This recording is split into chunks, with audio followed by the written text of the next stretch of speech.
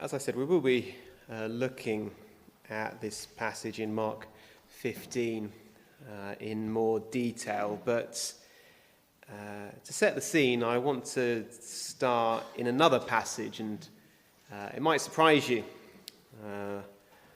where I'd like you to turn to. If you want to look it up in your Bibles, feel free, but otherwise feel free just to listen. But I want you to turn your mind, at least, to the book of Acts. And in the book of Acts and chapter 7, we see Stephen, one of the members of the early church after Christ had risen and gone back to heaven.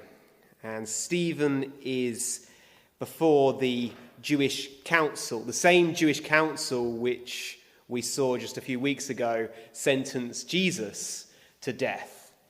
And Stephen is standing before that same council giving a defense for his life. He's been accused of being saying things which are not true, and for his preaching of Christ, and he's being asked to give an account of himself. And much of Acts chapter 7 is his speech, if you like, of defense. But what he says isn't what you might initially expect.